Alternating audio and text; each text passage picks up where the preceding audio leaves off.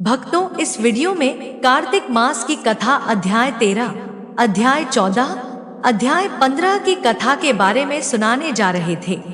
अपने जीवन का कुछ क्षण भगवान की कथा स्मरण में खर्च करें ताकि भौतिक जीवन के साथ ही आध्यात्मिक जीवन में भी सुधार हो और ईश्वर की कृपा प्राप्त हो। भक्तों, समय को देखते हुए कथा की शुरुआत करते हैं। बहुत समय पहले की बात है। जलंधर नाम का एक दैत्यराज था जो धर्म पूर्वक राज्य करता था। उसके राज्य में किसी प्रकार का अत्याचार नहीं था और लोग सुख शांति से रहते थे। जलंधर की भक्ति और न्यायप्रियता से देवता चिंतित हो गए, क्योंकि उन्हें जलंधर की बढ़ती शक्ति से भय होने लगा। देवताओं ने इस समस्या का समाधान खोजने के लिए भगवान शंकर का स्मरण किया। भगवान शंकर ने अपने भक्त देवर्षि नारद को बुलाया और उनसे देवताओं की सहायता के लिए जलंधर के पास जाने का निर्देश दिया। नारद जी देवताओं का संदेश लेकर देवपुरी पहुँचे। वहां इंद्र और सभी देवता जलंधर के प्रभाव से बहुत परेशान थे और उन्होंने नारद जी से अपने दुखों का समाधान करने की प्रार्थना की।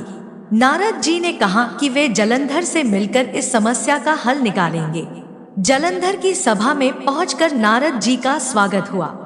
जलंधर ने आदर पूर्वक उनके चरणों की पूजा की और हंसते हुए उनसे पूछा, हे ब्राह्मण, कहिए आप कहाँ से आ रहे हैं और यहाँ कैसे आए हैं? मेरे योग्य कोई सेवा हो तो बताएं।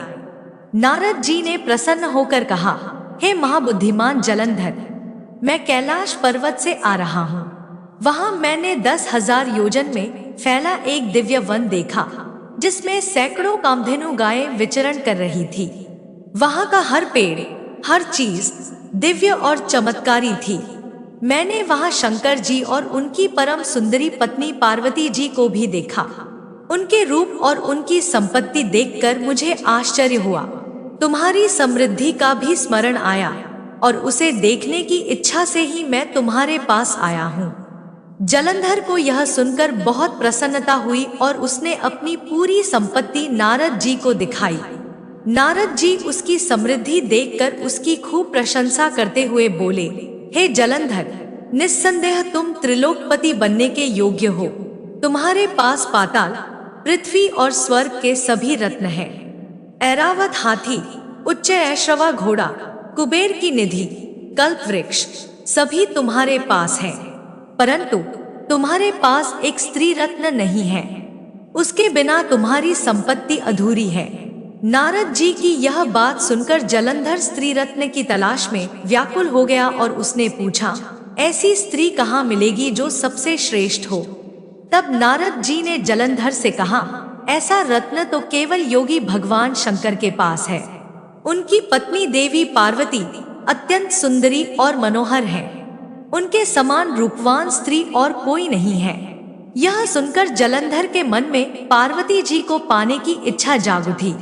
इतना कहकर नारद जी अपना कार्य पूरा करके जलंधर को वहीं छोड़ देवताओं का कार्य सफल बनाने के उद्देश्य से वापस आकाश मार्ग से चले गए। भक्तों, आगे की कथा में राजा पृथु ने नारद जी से कहा, हे मुनिवर, आपने यह तो बताया कि राहु नाम का दूत जलंधर के आदेश पर कैलाश पर्वत गया और वहां शिवजी से उनकी पत्नी मांगने का दुस्साहस किया, लेकिन अब मुझे बताइए कि उसके बाद क्या हुआ?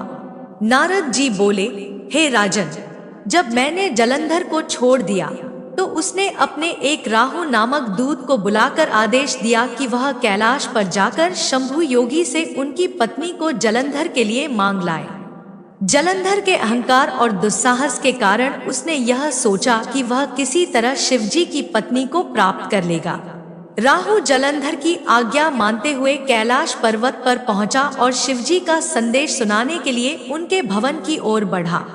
जैसे ही वह वहां पहुंचा, नंदी ने उसे रोका और भीतर जाने से मना कर दिया, परंतु राहु अपनी जिद पर अड़ा रहा और किसी तरह शिवजी की सभा में जा पहुंचा। वहां पहुंचकर उसने शिवजी के सामने दैत्यराज जलंधर का संदेश कह सुनाया। राहु का यह संदेश सुनकर भगवान शिवजी को क्रोध आया। तभी अचानक धरती फट गई और उसमें से एक भयंकर आवाज के साथ एक सिंहमुख वाला बलशाली पुरुष प्रकट हुआ। वह नृसिंह राहु को पकड़ने और उसे खाने की ओर बढ़ा। राहु उस नृसिंह के डर से भागने लगा, लेकिन नृसिंह ने उसे पकड़ लिया। राहु भयभीत होकर शिवजी की शरण में आया और उनसे प्रार्थना की कि उसकी रक्षा करें। शिवजी ने उस भयंकर पुरुष को आदेश दिया कि वह राहु को छोड़ दे, लेकिन उस पुरुष ने कहा, हे प्रभु, मुझे बहुत भूख लगी है, मैं क्या खाऊं? शिवजी ने उसे उत्तर दिया, यदि तुझे इतनी भूख लगी है तो अपने ही हाथ पैर का मांस खा ले। उस पुरुष ने शिवजी का आदेश मानते हुए अपने ही हाथ पैर का मांस खाना शुरू कर दिया। उसने अपने शरीर के सभी अंगों का मांस खा लिया और अंत में केवल उसका सिर ही शेष रह गया। उस पुरुष की भक्ति और शिवजी के प्रति उसकी आज्ञाकारिता को देखकर शिवजी बहुत प्रसन्न हुए। उन्होंने उसे अपना प्रिय गण बना लिया और कहा, तू अब से मेरा परम प्रिय गण स्वकीर्ति मुख कहलाएगा और मेरे द्वार का रक्षक रहेगा। नारद जी बोले, हे राजन, जब राहु जैसे तैसे शिवजी से बचकर भागा तो उसे एक नए नाम बर्बर से जाना जाने लगा। धीरे धीरे वह जलंधर के पास वापस पहुंचा और शिवजी के क्रोध और उनके दरबार में हुए घटनाओं की पूरी बात उसे बताई। जलंधर ने जब ये सुना तो उसने अपनी पूरी दानव सेना को युद्ध के लिए तैयार होने का आदेश दिया। जलंधर की सेना में लनेमी, शुंभ, निशुंभ और अनेकों महान दैत्य थे। करोड़ों की संख्या में दानव एकत्रित होकर शिवजी से युद्ध करने को निकल पड़े। जलंधर, जो सागर का पुत्र था, भी अपनी विशाल सेना के साथ शिवजी से लड़ने चला। उसके प्रस्थान के समय आकाश में अपशकुन होने लगे और बादल घिर आए। शुक्राचार्य और राहु, जिनका सिर पहले ही अलग हो चुका था, भी उसके साथ आ गए। इसी समय जलंधर का मुकुट खिसक गया, परंतु वह रुका नहीं और दृढ़ता से आगे बढ़ता गया। इस बीच इंद्र और अन्य देवता कैलाश पर्वत पर पहुंचे और शिवजी से कहा, हे महादेव, आपने पहले जलंधर से लड़ने के लिए भगवान विष्णु को भेजा था, परंतु विष्णु जी तो अब जलंधर के अधीन हो गए हैं। लक्ष्मी जी भी जलंधर के साथ हैं और सभी देवताओं को अब जलंधर के अधीन ही रहना पड़ रहा है। अब वह सागर पुत्र जलंधर आपसे युद्ध करने आ रहा है, कृपया हमारी रक्षा कीजिए। शिवजी ने यह सुनकर विष्णु जी को बुलाया और पूछा, हे ऋषिकेश, आपने जलंधर का संहार क्यों नहीं किया और बैकुंठ छोड़कर उसके अधीन क्यों चले गए? विष्णु जी ने हाथ जोड़कर नम्रता पूर्वक उत्तर दिया, हे महादेव, जलंधर आपका अंश और लक्ष्मी जी का भाई है, इसी कारण मैंने उसे नहीं मारा। वह बहुत वीर है और देवताओं को हराने की शक्ति रखता है, इसी कारण मैं उसके अधीन हो गया हूँ। विष्णु जी की बात सुनकर शिवजी मुस्कुराए और बोले, हे विष्णु, आप चिंता न करें, मैं ही जलंधर का अंत करूंगा। आप सभी देवता निश्चिंत होकर अपने अपने स्थानों पर लौट जाएं। शिवजी के इस आश्वासन पर सभी देवता निडर होकर अपने स्थानों को लौट गए। उसी समय जलंधर अपनी विशाल सेना लेकर कैलाश के पास पहुंच गया और भयानक गर्जना करने लगा। दानवों की आवाज और उनके कोलाहल से पूरा वातावरण गूंज उठा। यह देख शिवजी ने अपने नंदी और अन्य गणों को आदेश दिया कि वे दानवों से युद्ध करें।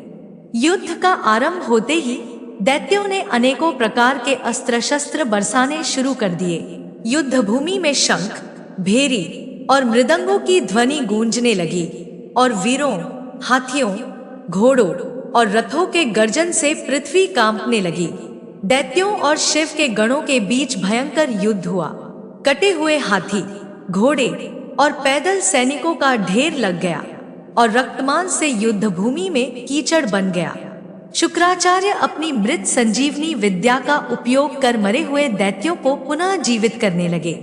यह देखकर शिवजी के गण विचलित हो गए और उन्होंने शिवजी के पास जाकर सारा हाल बताया। यह सुनकर शिवजी को बहुत क्रोध आया। उनके मुख से एक भयानक कृत्या नामक शक्ति प्रकट हुई, जिसकी टांगे ताड़ के वृक्ष के समान लंबी और बलशाली थी। वह कृत्या युद्ध भूमि में गई और दैत्यों को चबाने लगी। उसने सभी दैत्यों को चबा लिया और अंत में शुक्राचार्य को पकड़ लिया। शुक्राचार्य ने अपनी संजीवनी विद्या के बल पर खुद को अदृश्य कर लिया। उसके अदृश्य होते ही दैत्यों में भय व्याप्त हो गया और वे युद्ध भूमि से भागने लगे। लेकिन शुंभ, निशुंभ, कालनेमी जैसे दैत्य सेनापतियों ने भागते हुए दैत्यों को रोकने का प्रयास किया। इस दौरान शिवजी के नंदी, गणेश और स्वामी कार्तिकेय ने भी दैत्यों से भयंकर युद्ध आरंभ कर दिया। इस प्रकार यह युद्ध शिवजी के अद्भुत पराक्रम और उनके गणों की वीरता को दर्शाता है।